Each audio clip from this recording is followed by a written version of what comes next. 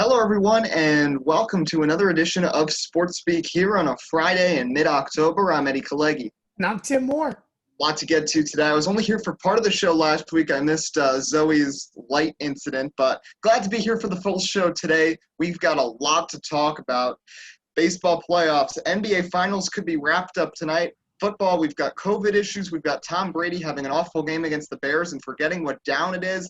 NASCAR, all kinds of news across the sport. But we're going to start here with baseball. The playoffs, I'm frustrated to say it. I know you're hoping the Yankees get in, but if the Yankees get in, I just got to say, after all the gimmicks, after COVID, after a shortened season, after expanded playoffs, if it's still the Yankees, Houston, Dodgers, and the Braves, the four teams that everybody thought were the best in baseball beginning the year when we thought it was going to be a full season, if they still make the Final Four, I mean, baseball's tried everything to try to get, someone else in there.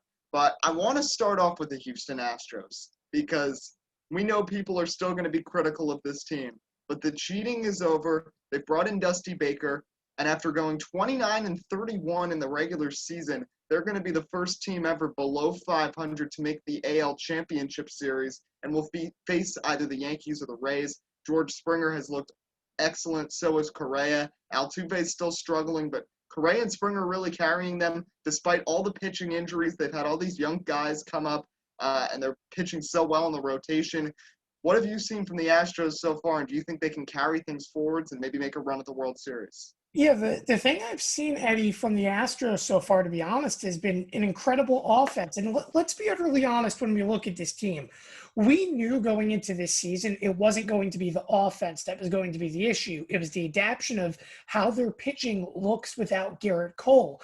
And to me, it's been astonishing, to be honest, because when you think the postseason, teams that go on to win the World Series usually have that dominant ace pitcher as well as a good bullpen and a complementary offense. Now, I know the Boston Red Sox are a little bit of an asterisk of late, but that seems to be a tendency. And I know even the Nationals last year didn't have the best bullpen, but you look at their starting rotation, especially with Scherzer and Strasburg, those are two guys that you go out there every day, you're lucky just to score a run as it is. But we didn't see that these first two series for the Houston Astros. The offense has been lights out, and Zach Greinke has been actually underperforming. He hasn't gone five innings yet in both of his postseason starts. He, in fact, didn't even pitch until Game 4 of the ALDS. So that eliminates him for Game 1, essentially the ALCS. So to me, it's been really unique that this offense has come out to perform. And on the opposite side, obviously we've seen that for the Astros, the Yankees or the Rays. The Rays have been playing out of their mind offensively too. This is a team that, I'm going to be honest, I never thought they would score more than 5 runs in a ball game. And they've come out and they've done it almost every single game with the exception of last night. And the Yankees offense has been top notch, but the pitching has been pretty upsetting. If the Yankees win, it's going to be an interesting offensive series, something that we didn't see last year. But if the Rays win, expect it to be pitching versus hitting, which could make it also pretty good to watch, I would say. And you mentioned the Tampa Bay Rays, and it's crazy with this team, and you got to credit Kevin Cash here as manager, because unlike the other 4 teams that are still standing in the playoffs, there's no superstar on the Tampa Bay Rays. I know they have a couple of great young players like Brandon Lau or Randy Arozarena, who has really, come out of his shell and has become an excellent player. But even just comparing them to the team last year, they made a lot of changes during the offseason. They brought in Manuel Margot from the Padres, who has been key offensively for this team. And pitching-wise, yeah, they've had Blake Snell on this team. And, other than that, this Rays team, they bring in Charlie Morton, okay, but I don't know. It's just a lot of young guys. None of these guys were really big prospects either, and they've kind of just slotted in. And Kevin Cash has such a fluid lineup and fluid rotation. It's really just everything's by committee. But with the amount of talent they have on this team, it's working out. And, oh, by the way, Ji-Man Choi better be in that lineup tonight against Garrett Cole because he's hit 4 home runs this year. 3 of them have been off of Garrett Cole. So I don't know what's going on there, but that he's going to be key tonight. But heading into Game 5, Rays, Yankees, we knew this series was going to come down to the wire, and it's going to be a winner-take-all game. Garrett Cole on the mound for the Yankees. Guys like Aaron Judge and Luke Voigt have not had the best of series. guys like Gleyber Torres or Giancarlo Stanton, on the other hand, have been really strong. What do you see happening tonight, and who do you see moving on? Well, isn't it funny how the tide tends to switch? Coming into the playoffs, Yankees fans were hounding Giancarlo Stanton, losing faith because he had went, I believe it was 1 for his last 31 prior to the wild card series. And since Giancarlo Stanton has hit that home run, and my goodness, I'll tell you what, has Alex Rodriguez called it? This man has come to life. 4 home runs, 10 RBIs. I believe he's batting just above a 400 still going to this game 5 of the ALDS. Stanton is a monster. And by the way, if he sees Blake Snell today out of the bullpen, he will continue to be that monster. Don't let yesterday of him having a quote-unquote off day be the total difference. But today, in particular, Game 5, everything's on the line. Garrett Cole in a clutch situation, this is what he lives for. I'm not going to say the Yankees win, but you're going to see an excellent Garrett Cole on the mound. What the Rays need to do, though, is execute their opener strategy to perfection. Yesterday, which is one of really the rare times we've seen it, the Rays failed in their opener strategy. This time on short rest, you know for a fact Blake Snell's probably going to be that second guy out of the bullpen. They need everyone to work together to try to shut down this Yankees lineup. And again, I've said it from the top of the series, Eddie. If the Yankees score more than 5 runs, they will win a ball game. We saw that in Game 1. We saw that as well yesterday. But they failed to do that both in Game 2 and 3.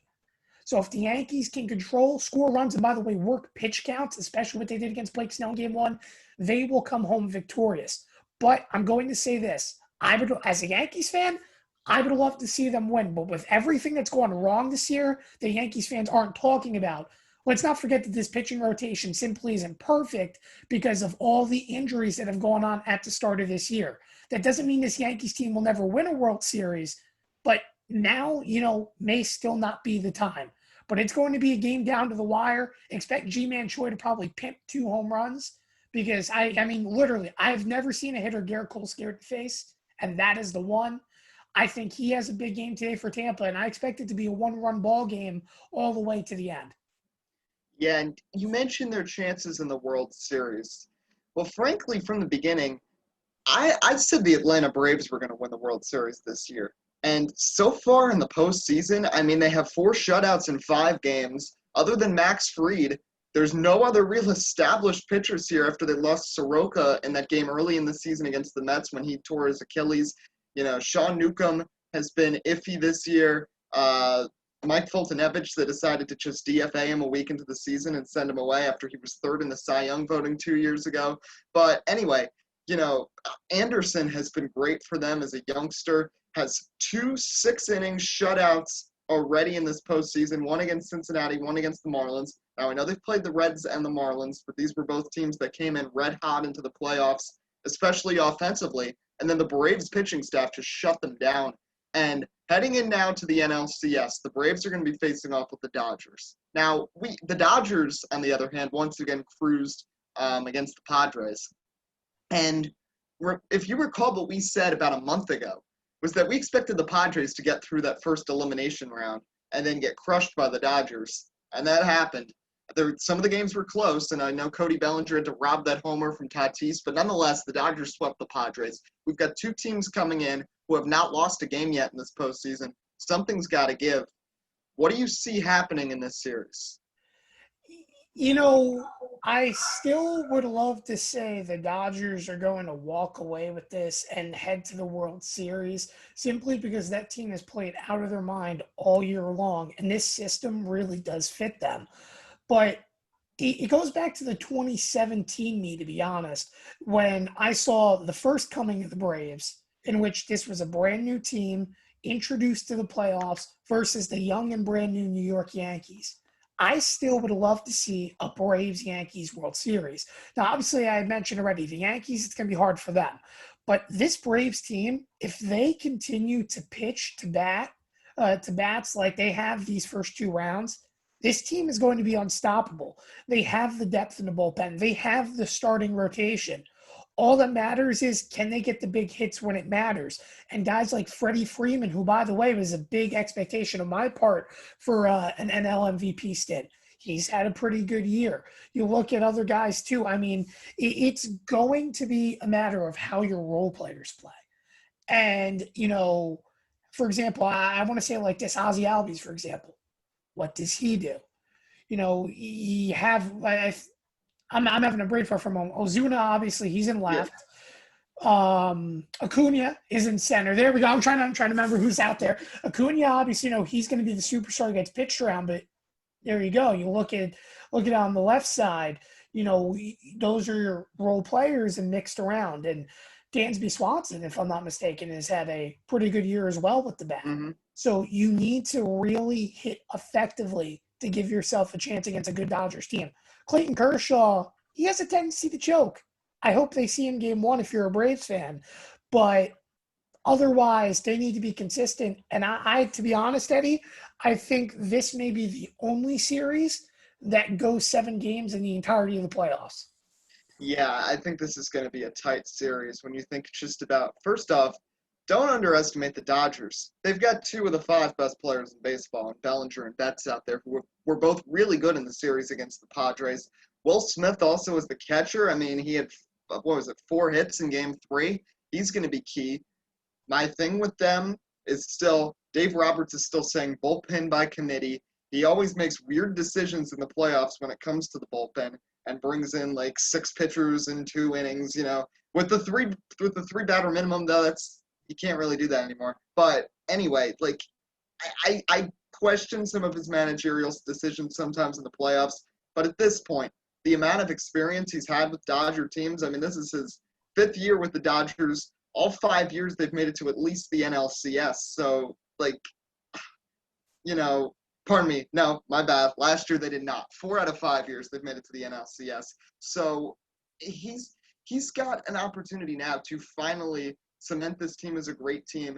And with so much uncertainty with the American League, especially if the Yankees lose, because then you've got a team that was below 500 in the regular season or the Tampa Bay Rays in the World Series. This is a serious opportunity for the National League to capture a World Series title. So you got to think about that.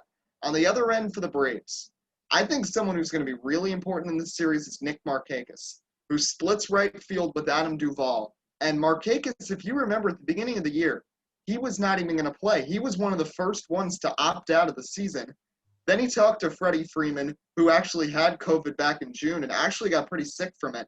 And Freeman convinced Markakis that he should try to play, that he should be willing to take the risk. And Markakis has. He had a huge defensive play on a fielder's choice in the game against the Marlins to preserve a 2-0 victory. He ended up preventing it. Would have been first and third, nobody out. Instead, it was runner on first and 1 out, and they were able to get out of that inning unscathed. So he's going to be important. And I just think this series is going to be back and forth. I think there's going to be some pitching duels. I also think there could be some offensive explosions. And my last point here is that the Braves remind me a lot of the Cubs around 2016. They've had a couple tough playoff defeats over the past couple of years. Of course, that game last year against the Cardinals when they didn't even show up. But now these guys have more experience. You've got that superstar first baseman. The Cubs had their Rizzo. The Braves have their Freeman. You've got guys like Acuna and Albies and Austin Riley who are now becoming, more of a veteran presence in your lineup. They're not just so young anymore. And it reminds me of Chris Bryant and Wilson Contreras when they came of age. And then you bring in a superstar like Marcell Ozuna in the offseason, just like how the Cubs brought in Dexter Fowler, and he was such an important piece of that team. And then pitching-wise, I mean, both those teams had great pitching staffs and very solid bullpens. So I have a lot of faith in the Braves moving forwards, and I still think they could squeeze this out over the Dodgers in 7 games. We got to move on, but quickly, what's your pick here in this series? I want to pick the Braves, and I think that they're going to go to the World Series just simply because of how well that team has been put. But I'm not also going to ignore the fact that, quote unquote, America's World Series would be the Astros versus the Dodgers. I mean, who wouldn't want to see Joe Kelly throw fastballs at Astros heads? But no, in all seriousness, I really do think that, the Braves win this series. Again, I see this going 7 games. This is going to be a duel. And I know I've said in past series, expect it to be low scoring, but this is the series I expect to see low scoring. Good pitching all around, great defense, big plays matter, and this is going to be the series to watch. It kind of almost feels like it's the World Series without being one. Yeah, certainly. So we're going to shift over to the NBA now, where the Los Angeles Lakers will wear their Black Mamba uniforms tonight with an opportunity to lock up an NBA title and LeBron's fourth with a third different team. They have the 3-1 advantage over the depleted Heat, who have Bam back but are still without Goran Dragic. Tim, I've been so impressed with Anthony Davis this series. Same with LeBron. I mean, LeBron, it was expected. But Anthony Davis, even with a healthy Adebayo in Game 4, was able to exploit him. And defensively, LeBron was finally able to step up. Game 3 was a wake-up call when Jimmy Butler had that 40-point triple-double. But LeBron came back strong defensively and held Jimmy Butler to a series-low 22 points in Game 4. It seems like the Lakers are clicking on all cylinders right now. Yeah, the Lakers were the stronger team, and there's no surprise in going into this series. And by the way, we mentioned it last week, if I'm not mistaken, when you came on the show for a short time, that we really expected the Heat to take one and see this series end in 5. And that's exactly what we're going to probably see tonight.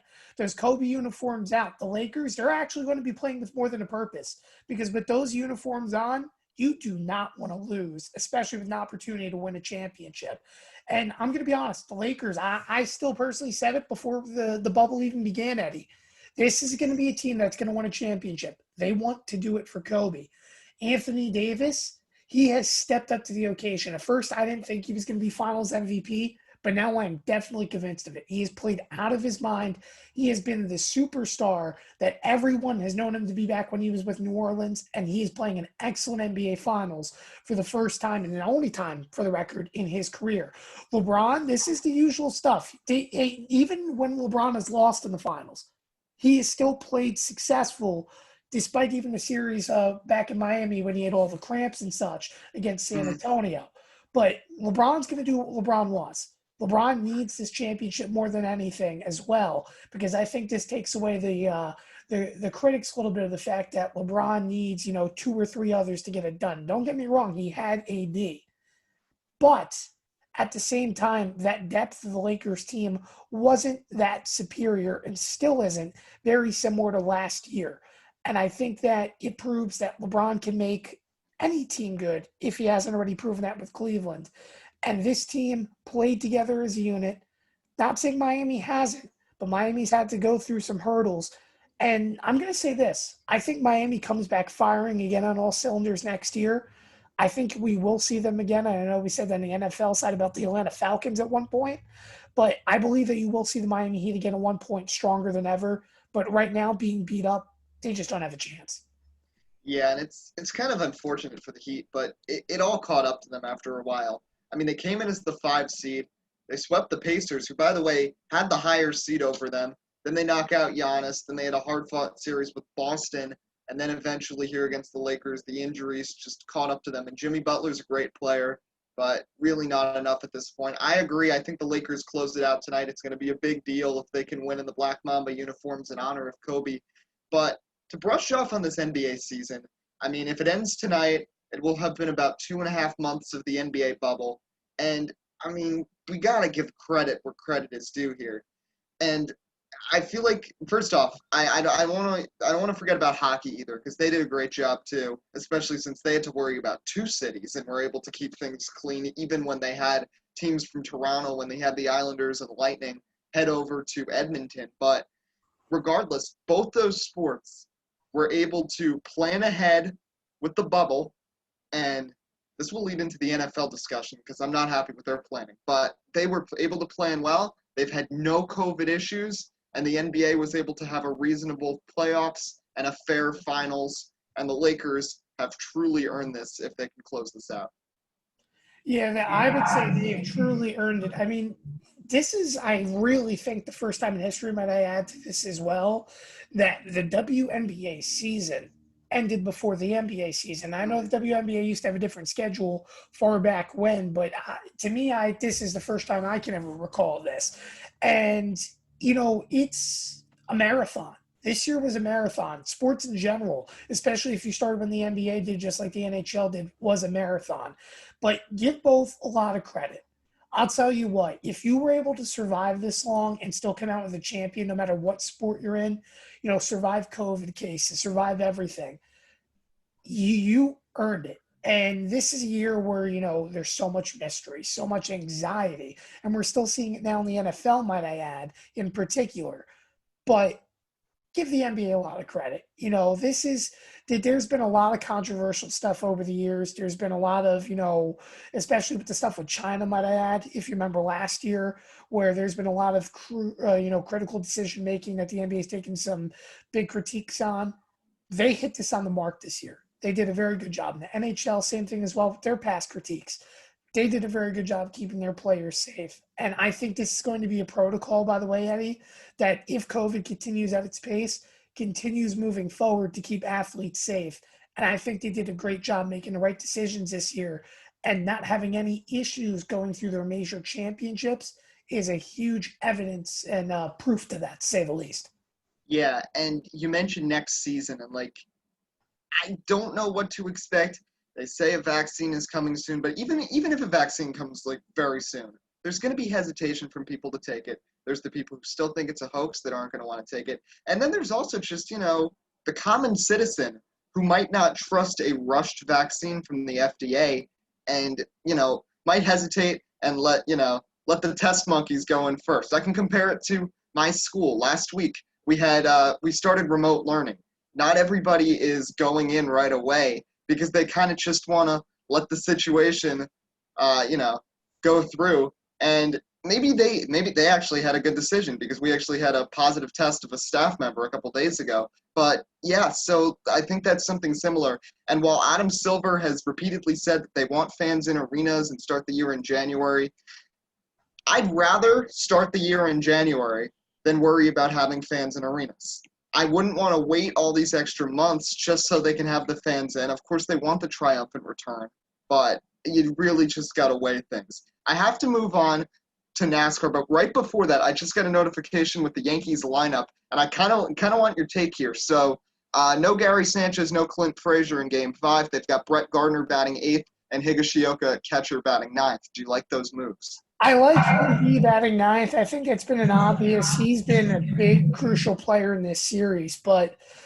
the only way I could see this Brett Gardner instance working out, Brett Gardner has never been a good postseason hitter. And while, yes, he's had some pretty good at-bats and is a great defensive piece, I just don't see it working out. I really think that Clint Frazier should be in the lineup, and I understand that they're facing a righty, and that gives Gardner, the quote-unquote advantage. But what happens when they bring in Blake Snell? Blake Snell's going to be in there, I would imagine, 4 or 5 innings out of the bullpen unless he's getting clobbered around early on.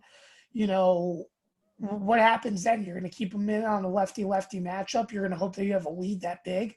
I really think that this is going to be a game that's close down to the wire. If they have faith in Brett Gardner, I have faith in Aaron Boone in that decision. But then again, the other side of me saying that, should I have faith in Aaron Boone in a big decision because he's never done it right in the past? That's another thing as well.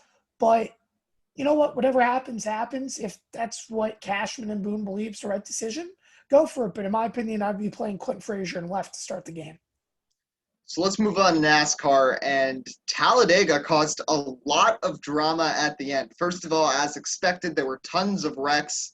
There were 3 cautions in the first 12 laps, 13 in the race, which, it's a little frustrating because with this package, the last 2 races, yes, there were big wrecks, but there weren't as many cautions as the Daytona 500, which seemingly every year is 10 cautions in the last 30 laps. But this race, there was just constant wreckage throughout the race.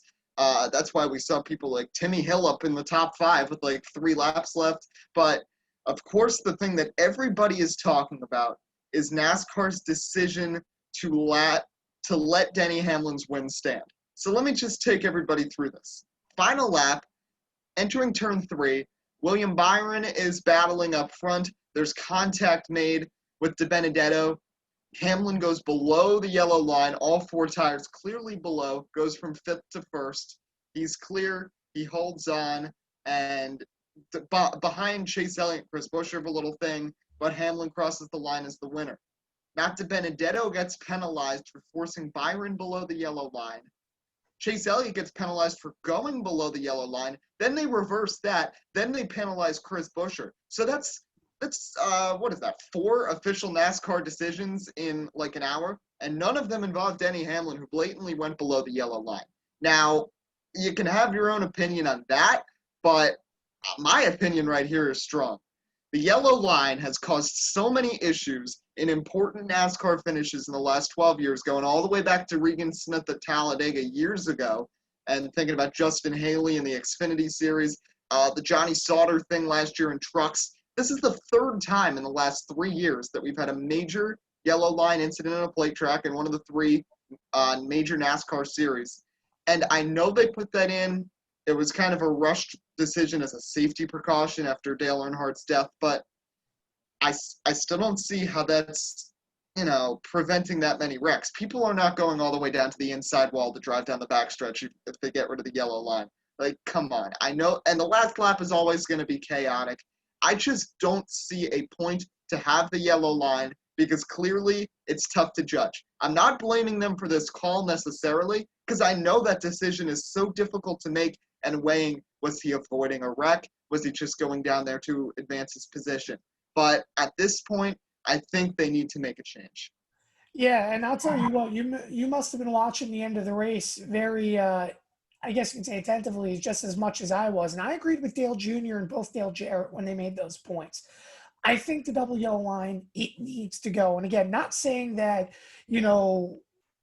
passing below the yellow line doesn't cause wrecks, because to an extent it does. I think Dale Jr. made that very evident back in the Daytona 500 when he spun Brian Vickers, as well as, you remember the whole incident with Matt Kenseth that led to that big wreck at Dega back when they were in the cars of tomorrow. But at the same time, it's so minuscule for when those incidents happen. That's only 2 in about maybe a 12-year span, 13-year span. So the way I look at it is this. We know the race, when it comes down to the wire, is going to, be controversial with this rule. To me, it's if this factor is going to constantly be present, why even have it? Mm-hmm. And, I look at that last lap, and you remember who should have, would have, could have been penalized. I look at this in a different scenario when you're going through that corner based upon the rule that they have currently. First off, before that contact was initiated to William Byron actually had 2 wheels below the double yellow line if you look back in the replay before the 21 even had came down the track. How come he's not penalized? Then you penalize the Benedetto, who comes down and throws the block. Then the 17 does the same exact thing to Chase Elliott. Initially, they give Chase Elliott overrule, give it to 17, who was also 3 wide. You have Denny Hamlin, who as a result, I guess you could say, avoiding a wreck, goes underneath because the 2 leaders were side-by-side wrecking underneath the apron to try to avoid to advance position. And that was their reasoning behind why they gave him the win. But all that through, and you've already mentioned it, it can just all be avoided. This complex stuff can just go away. Just let them race. It's not going to hurt anyone to let them race to the checkered. And most importantly, just let them duke it out. It's a racetrack for a reason. This rule doesn't exist anywhere else except for restrictor plate tracks. And I understand drivers are consistently going above 200 miles an hour, but quite frankly, no one's ever seen Michigan or Auto Club or the other tracks, especially Pocono, where they're going even faster into the entries of corners. You have to just let them race it out, and it's that simple. If it causes a wreck, so be it. The Dale Earnhardt incident, might I add, too. Yes, that was a big part to the change, but that wasn't the reason why Dale Sr. had his death. It was a tragic incident inside the car that he couldn't simply control because of his belts, not because someone forced it 3 wide and went below the apron and ended up turning him. You can't blame that overall on the factor if you get what I'm saying in that result. Sometimes tragedy just happens. You can't control it. While yes, it was a huge addition to help keep the sport safe, we have to realize that wasn't the key factor. And we've learned that in 20 plus years now, that wasn't the key factor. So why not change it, make things right, and make it easier for NASCAR? Because fans aren't going to be happy. 13 wrecks a race because guys have to stay on the track and just basically run over each other isn't fun. I want to see 3-4 wide action, but I want to see them duke it out and not wreck. And to me, that's going to prevent more wrecks and create more. So I just don't know. Go for it. Change the rule. It's that simple, NASCAR. And if they don't want to do it, then we show that it shows us that NASCAR is not really actively listening to what we really thought they were actively listening to. I do think, though, they will change it because if you think about the precedent set this year, they have been listening to the fans on so much. Between the choose cone going into play, between some of these schedule changes, more road courses, a dirt race. Maybe Dirt Bristol wasn't really, what they wanted, but still, we got a dirt race. They got the high horsepower package at several mile-and-a-half tracks next year. Like, I think the precedent is set that they are going to continue listening to fans. But let's move on to the actual playoff picture. We've got the Charlotte Roval this weekend, and Kyle Busch just kept trying to get out there, kept getting involved in wrecks. Eventually, it was not enough, and he's still below the cut line, along with Clint Boyer, who we'll get to in a second, is retiring at the end of the year, Austin Dillon, and Eric Almirola. Do you see any of those four jumping into the round of 8? Yes, I actually see Kyle Busch jumping into the round of 8. In fact, and I know this sounds insane, but I have strong faith that Kyle Busch can turn around and win the Roval. And I know he hadn't done it these last 2 years, but let's not forget, Ryan Blaney won at the Roval. This man can't road course race to save his life, and he won at the Roval. So I think that Kyle Busch has a chance. Let's not forget, too, he looked very strong at the Daytona road course. And I know the Daytona road course isn't the Roval. But the fact that Kyle Busch can adapt and be successful when he needs to be, and in particular for the Daytona road course, that was a new track where he had to adapt, and he wanted to be successful, had to get a win. And while, unfortunately, bad luck broke for him, he still was, pretty successful overall in how he approached that race. And I think you put him in a clutch situation, he is going to shine. So I think he has the best chance. I see the first car being eliminated probably, and I know it sounds sad, probably Joey Logano. I think Alex Bowman has proven the last 2 years he's been consistent at the Roval, 2 top 5s, knows what it takes. I think Bowman's safe. I just don't know about Joey Logano, to be honest. I don't think he's going to have the best of races, even though he has a good points gap. It's going to be a little bit tough for him. I think it's going to be really close. I think Bowman's not going to make it. I don't know. I have a feeling Logano's going to have a good run. But you never know. Logano could also get wrecked in the Tom's Heartburn turn. I don't see the other 3 below the cutoff getting up there.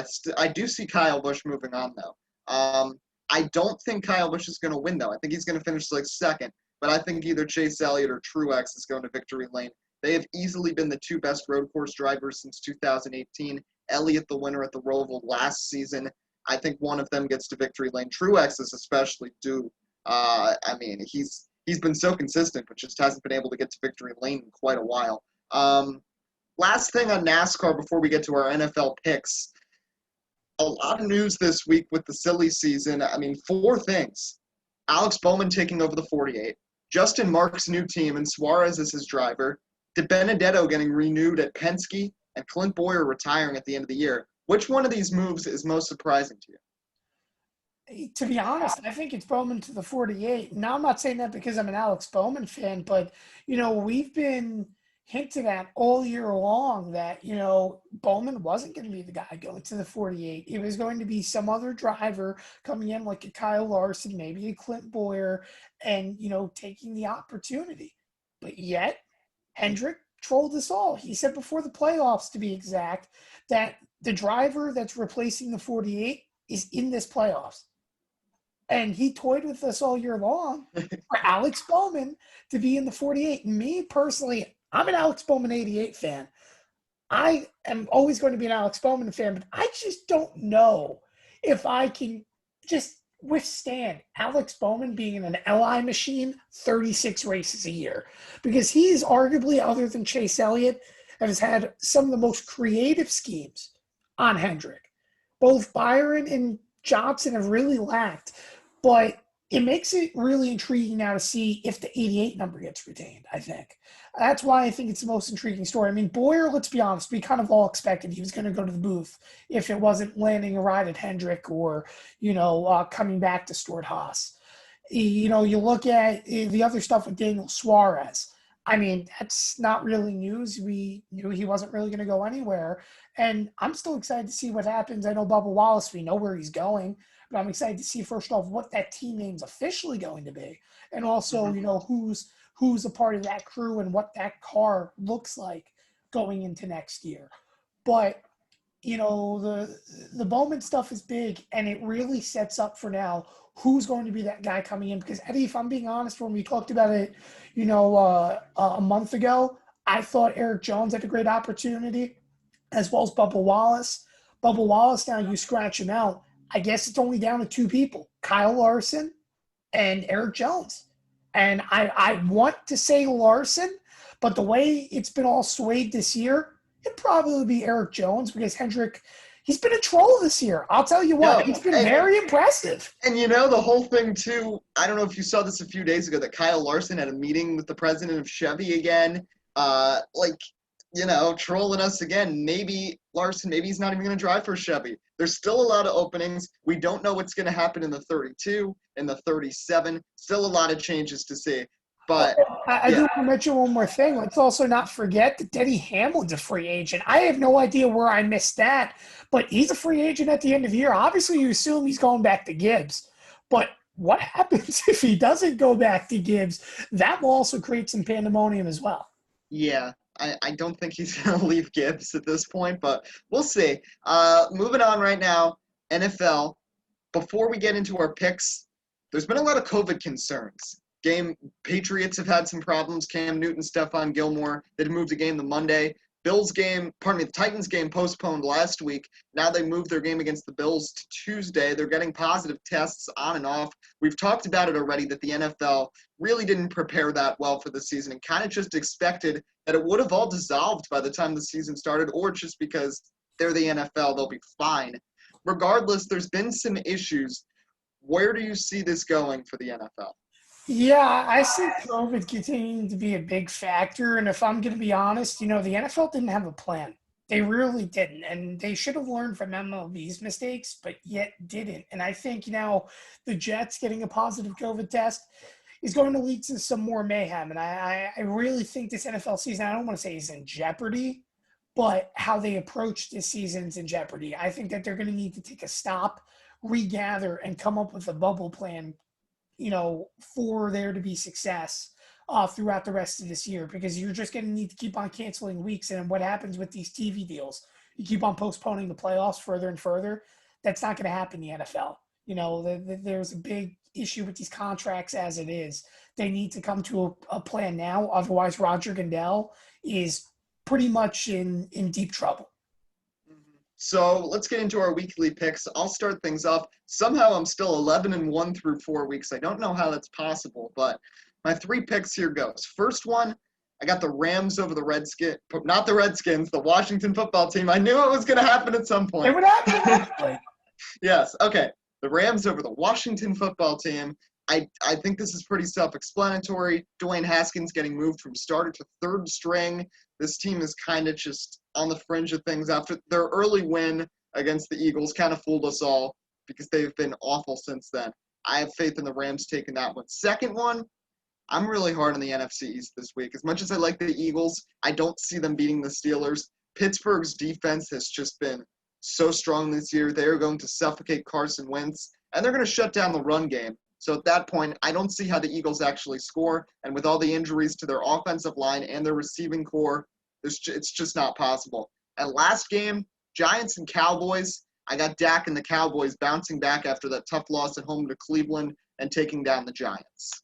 How can you have the Eagles not taking the division lead unanimously? I mean, don't get me wrong, Dallas is going to beat the Giants, and I'm scared to even pick a Giants game because odds are if I pick against the Giants, they probably turn around and win that week. But this week, and I just realized too, I don't want to say an idiot, but I guess I am. I picked a game that may not even happen first off, because I have Arizona over the New York Jets, and who knows right now with COVID if the Jets even play if they start getting more cases. But let's be honest, Sam Darnold's still seeing ghosts, and Adam Gase literally is a ghost. So I just don't see the Jets going anywhere. Both them and the Giants, arguably the worst teams in the NFL. It doesn't get much worse than the Jets, and I just don't see them winning. On the opposite side, I picked Baltimore, assuming Lamar Jackson plays, but he's still listed as questionable to this moment. So I'm eager to see if, or I should say, what happens. If I'm not mistaken, they said McSorley's going to get to start. If that's right, Yeah. not Yeah. RG3. Yeah, that's what I heard. So if that's the case over Joe Burrow, that could be a little bit interesting, but I have faith in Baltimore's defense. I think this team's rebounding after that tough loss to Kansas City, and they're doing a very good job. And then I have Seattle over Minnesota. Russell Wilson, he's my fantasy quarterback. I can't go against him. And Minnesota finally got their first win last week, broke out of that winless column. But let's be honest, they're still beat up. They're not as good as what they've been. Kirk Cousins probably will throw 3 interceptions against literally the league's worst defense somehow, some way. Pete Carroll will still continue to find a way to win and continue this undefeated streak. I believe now it's to 5-0 for the Seattle Seahawks. All right, well, that's going to wrap things up today. Next week, we'll be talking about ALCS, NLCS, recapping the Roval, previewing the NASCAR Round of 8, and we're going to be joined by someone from Major League Wiffle Ball as their postseason gets started very soon. So we're definitely excited for that. Until next time, I'm Eddie Kalegi. And I'm Tim Moore. Wishing you a great rest of your weekend here on Sports Speak.